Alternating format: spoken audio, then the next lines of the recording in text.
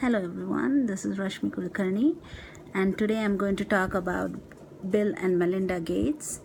Bill Gates, as we all know, he is the co-founder of Microsoft and the richest man in the world. He was born in Seattle. He went to Harvard University, but in 1975, in his freshman year, he dropped out of Harvard to go build Microsoft. Melinda grew up in Texas. She went to Duke University to earn her bachelor's degree in computers and an MBA. After making Microsoft a success, they both decided to give back most of their fortune from Microsoft towards the Gates Foundation, which is now helping people in the developing world lead a better life. Bill Gates, as a leader, is known to be extremely focused and passionate about his goals. He loves solving tough problems and he encourages creativity and innovation. He is known to be extremely decisive and quick decision maker, whereas Melinda is very result oriented and keen learner. She's an empathetic listener.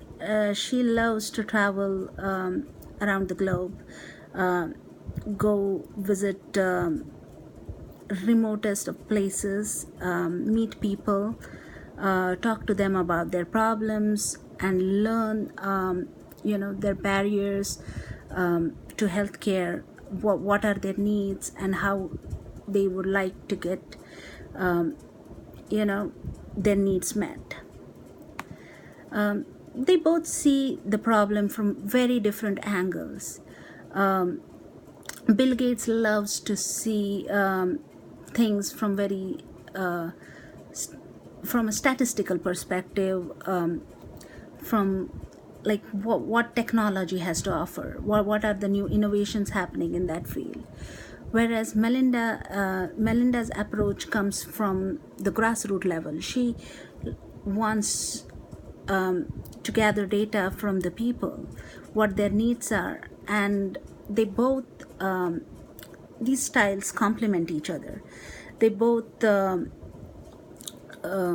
discuss this and try to figure out a solution which is innovative, which is up to date with the research, and which will solve the problem, but at the same time it's culturally sensitive and appropriate.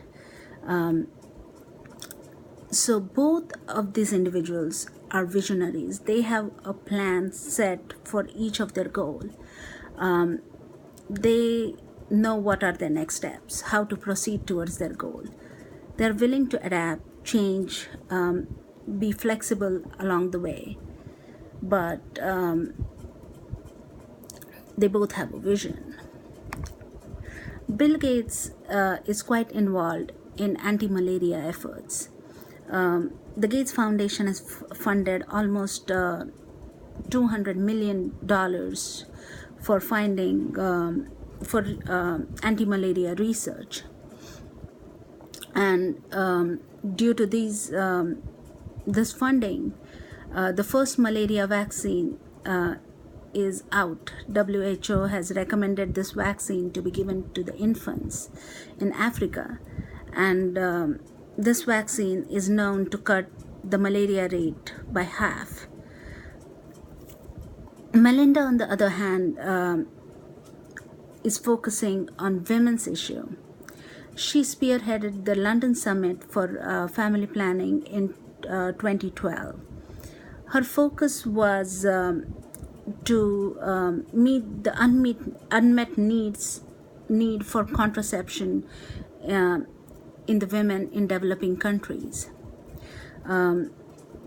She met with numerous women in Nigeria, in Senegal, and these women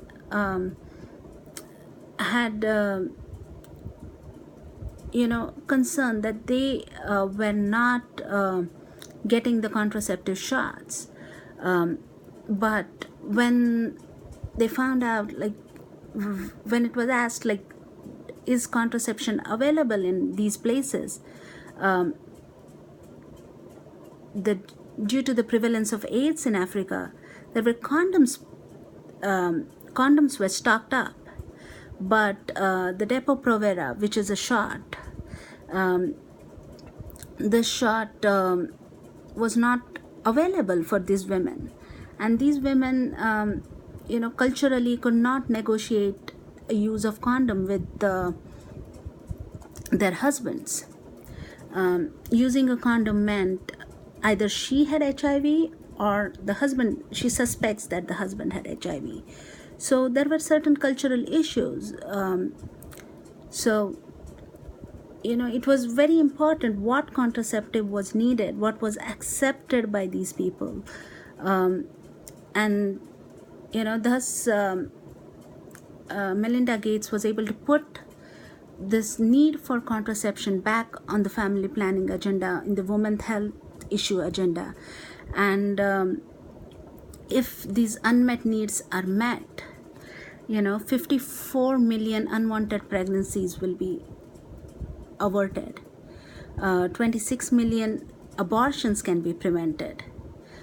And it will also reduce 1.1 million infant deaths, and 79,000 maternal deaths can be averted. Planning a pregnancy even will lead to a better maternal and child health. These women which are not able to feed these kids, they are living in poverty, their families are living in poverty, will be able to provide better nutrition and education to these kids. So it will overall lead to development of these economies, these families, this country, this economy. Everything is related. So it's a great cause. Some of the challenges that were faced by these leaders, both of these guys are new to the field of healthcare. So they both know that this working in the foundation is a learning process. And they feel that they are fortunate enough to be able to afford these mistakes, because some of these mistakes can be pretty expensive. But these leaders are willing to